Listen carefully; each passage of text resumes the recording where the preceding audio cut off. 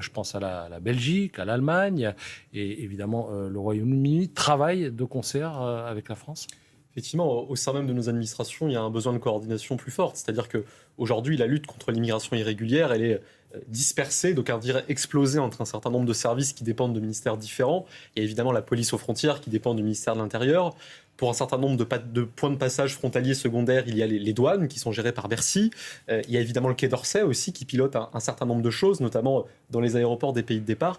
Donc ce besoin de coordination, il est avéré. Et je pense que la stratégie du ministre, elle se fonde sur un constat qui a été fait au cours de l'année dernière. Vous savez, l'an dernier, il y a eu environ 40% de traversées irrégulières en moins aux frontières de l'Union européenne détectées par Frontex. Mais on se rend compte qu'il y a un grand écart entre les pays. C'est-à-dire que ça a baissé de quasiment des 2/3 en Italie et ça a à l'inverse augmenté en Espagne et notamment beaucoup augmenté dans les Canaries.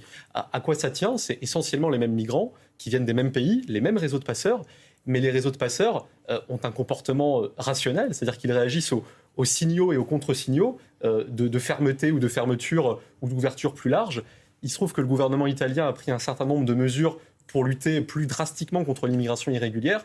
Le gouvernement espagnol ne les a pas pris et c'est finalement en prenant acte de cette logique de benchmarking, si je puis dire, que Bruno Retailleau décide d'engager la France plus loin dans cette lutte contre l'immigration irrégulière. Est-ce que ça ne montre pas, et je vais en venir à vous, Vanessa, le nombre d'individus, puisque vous en parlez, effectivement, il est aujourd'hui en situation régulière, il a été régularisé, après être entré à 2 reprises sur le territoire français illégalement, donc déjà il y a double infraction, 6 fois condamné, si j'ai bien écouté le ministre, pour un total de 11 ans de prison. Il lance, on a pu le voir sur les réseaux sociaux, des appels à la haine et à la violence. Et aujourd'hui, il va être indemnité, ça c'est la cerise sur le gâteau, de 1 200 € parce qu'il a été interné abusivement à cause de l'OQTF. Pour les frais de justice. Les frais de justice. Vous, est-ce qu'il vous paraît normal que dans un pays comme la France, face à un tel individu, dont chacun pensera ce qu'il veut, j'ai donné juste des faits, le ministre de l'Intérieur soit obligé, finalement, pardon du terme, mais de s'écraser, fût-ce provisoirement? Oui, non, bien sûr. Là, on est sur une question qui est strictement politique. Et la question politique, c'est de savoir où on place le curseur entre, d'une part, la défense de la société, de l'intérêt de la société, de la sécurité de la société, et d'autre part, les droits des individus, et en l'occurrence le droit des étrangers.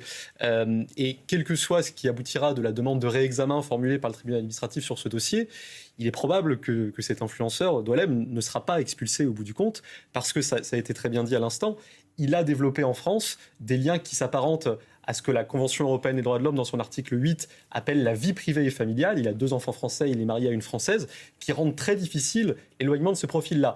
Et finalement, pour le ministre Retailleau, c'est un cas pratique de ce qu'il dit depuis des années. C'est-à-dire que quand il était président du groupe Les Républicains au Sénat, il avait déposé une proposition de loi constitutionnelle qui visait notamment à ce que le droit français, en matière d'immigration, puisse déroger à un certain nombre de conventions internationales, dont la Convention européenne des droits de l'homme, lorsqu'elles entravent ce type d'expulsion. Donc de ce point de vue-là, ce cas-là, il est emblématique. Et on évoquait tout à l'heure aussi la possibilité prochaine d'une révision de la directive retour. On parlait aussi des délais d'exécution des OQTF. L'un des éléments chers à Bruno Retailleau, c'est de réduire, voire de supprimer la durée de départ libre laissée par la directive retour. Vous savez que sous le régime de la directive retour, un individu qui reçoit une obligation de quitter le territoire a normalement 30 jours pour partir librement, sauf cas exceptionnel, notamment quand il menace l'ordre public. Donc finalement, avec ce cas d'Oualem, on a le symbole de tout ce qui sera, de tout ce qui pourrait être la politique migratoire souhaitée par Bruno Retailleau. Lorsque Bruno Retailleau dit « nous avons construit des lois et un État qui rend très difficile de reprendre le contrôle », très difficile, est-ce que ça veut dire impossible? En tout cas, vous voyez, mardi dernier, le ministère de l'Intérieur a publié les chiffres de l'immigration pour 2024. On a beaucoup commenté le volume global, 336 000 premiers titres de séjour, ce qui est effectivement un plus haut historique. Mais ce qui est intéressant, c'est aussi la décomposition de ces titres. Il y a 4 grands motifs: économique, familial, humanitaire et étudiant. Motif étudiant, motif économique, le politique à la main. Mais motif familial, motif humanitaire, c'est-à-dire une bonne moitié du total, aujourd'hui, le gouvernement n'a pas les moyens d'agir concrètement pour réduire ces volumes-là. Pourquoi ? Parce que là aussi, on est sur une forme d'immigration de droit garantie par des traités, que ce soit les traités sur l'asile ou les conventions qui visent la vie privée et familiale. Et donc c'est vrai que tant qu'on ne touche pas à ce cadre conventionnel, les marges d'action du politique sont effectivement limitées. Alors est-ce qu'on s'oriente vers une évolution de ce cadre ? Alors en fait, ce qui est intéressant, c'est... Et est-ce que c'est possible sans violer finalement des traités européens ?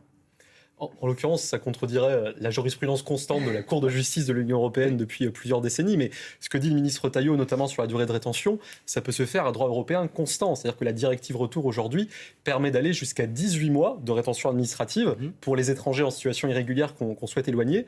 En France, cette durée normale, elle est de 90 jours. 500 jours allemands, les 18 mois. Ça s'apparente aux 18 mois, tout à fait. En France, aujourd'hui, c'est 90 jours. Ça peut aller jusqu'à 210 jours sur des cas très précis, des profils en lien avec des activités terroristes. Mais enfin, le droit européen nous permet d'aller beaucoup plus loin.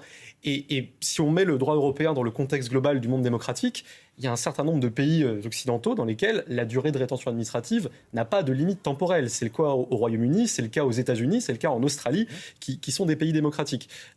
Cela étant, il y a cette question même d'instruments internationaux qui vont au-delà du droit européen et qui aujourd'hui semblent un peu inadapté à la réalité migratoire de notre époque. Pour vous prendre juste un exemple, l'asile, on a un grand texte mondial sur l'asile qui est la Convention de Genève de 1951 sur le statut des réfugiés, qui crée une sorte de droit opposable à l'immigration pour les personnes qui remplissent les critères de l'asile. Aujourd'hui, il y a potentiellement un demi-milliard de personnes sur la planète qui remplissent sans tricher les critères pour accéder à l'asile en France. Et c'est un type de flux, un canal sur lequel le politique n'a aucun contrôle. S'il veut reprendre la main, ça impliquera de changer ou de récuser une partie de ses dispositions. Pardon, mais est-ce qu'il y a aujourd'hui en Europe des pays, alors je pense l'Italie, la Hongrie, peut-être certains pays scandinaves, qui s'affranchissent du droit européen et qui disent à Bruxelles, excusez-moi, mais on va appliquer le droit national, le changer. La Pologne le fait. Et qu'est-ce qu'elle risque ? Qu'est-ce que risquerait la France demain si elle trouve d'être condamnée à quoi, une amende ? Au droit du sang, est-ce qu'il faut une réforme constitutionnelle ou pas ? À ce stade, non. L'article 34 de la Constitution indique que c'est la loi qui fixe les règles relatives à l'acquisition de la nationalité française. Il n'y a pas eu jusqu'à présent de jurisprudence du Conseil constitutionnel qui aurait fait du droit du sol, par exemple, ce qu'il appelle un principe fondamental reconnu par les lois de la République. Ça n'est pas le cas. Peut-être que ça arrivera si demain une loi est amenée à passer devant la censure du Conseil.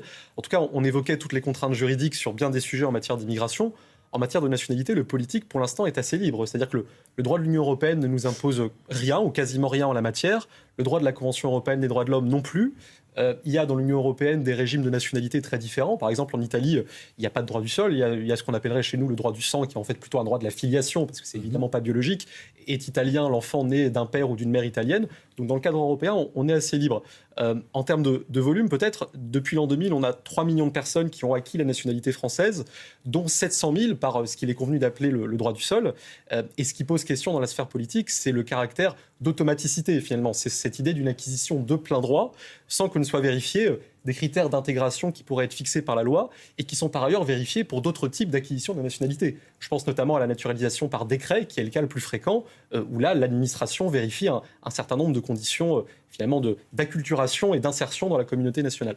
Il y a quand même des critères. Enfin, juste factuellement, il faut que... Puis une année, etc. Donc il y a quand même un acte volontaire. Oui, il y a quand même un acte volontaire qui est une formalité administrative. Oui, mais il faut le demander. Qui est une déclaration de droit qui peut effectivement être faite avant les 18 ans. Moi, je ne connais pas de cas d'étrangers, enfin plutôt d'enfants nés de parents étrangers qui aient passé 18 ans et qui remplissent les critères pour être français, qui ensuite aient été éloignés. Parce qu'il y a un ensemble de choses qui l'empêchent. Et il n'en demeure pas moins. Quelques poissons volants, mais c'est vrai que c'est pas... C'est ça. Voilà. Et là, ça relève de ce qu'on appelle l'acquisition sans formalité, c'est-à-dire qu'au regard du droit, il s'agit simplement de le formaliser, mais ils sont français. Ce qui a été dit à l'instant est très juste sur les restrictions qui existent déjà, c'est-à-dire que il n'y a pas de droit du sol absolu en France. On n'est pas aux États-Unis. Il y a effectivement un ensemble de critères. Et ne serait-ce qu'au cours des 30 dernières années, il y a eu différentes législations à ce sujet. C'est-à-dire qu'en 1993, par exemple, c'est à l'époque la loi Méhaignerie, on avait ajouté la nécessaire manifestation de volonté pour que les enfants qui remplissent ces critères puissent devenir français à 18 ans. Il fallait manifester cette volonté obligatoirement, et cette obligation de manifester sa volonté a été supprimée en 98 par la loi Guigou. Donc on voit qu'on n'est pas sur un principe, si je puis dire, absolument sacro-saint auquel on ne peut toucher finalement à aucune virgule, à aucun détail. Ça a déjà bougé pas mal depuis 30 ans. Et ça a bougé aussi à Mayotte avec un durcissement. Oui. Vous voulez qu'on écoute François-Xavier Bellamy des Républicains à la réalité de la situation sur place? En tout cas, il apparaît que c'est une demande consensuelle des élus mahorais au-delà des étiquettes politiques. Il faut dire que la situation migratoire de Mayotte est quand même très particulière. Mayotte, c'est 320 000 habitants, une population qui a doublé en 20 ans, d'abord et avant tout du fait de l'immigration, à la fois du fait des flux eux-mêmes en provenance des Comores, mais aussi de plus en plus en provenance d'Afrique continentale, et une natalité très forte. L'indice de fécondité à Mayotte est de 4,5 enfants par femme. Et 3/4 des naissances sont issues d'une mère étrangère. Donc on comprend que le sujet du droit du sol, il se pose de manière très, très nette. La question est de savoir si, à lui seul, à elle seule, cette suppression du droit du sol peut suffire à tarir l'attractivité de Mayotte. C'est un facteur parmi d'autres, mais il est évident que ça doit être conçu dans le cadre d'une politique globale, parce que ce qui attire avant tout les flux à Mayotte, c'est l'écart gigantesque de niveau de vie entre Mayotte et les territoires qui l'entourent, en particulier les Comores, qui sont l'un des pays les plus pauvres d'Afrique. Oui, c'est clair, c'est-à-dire que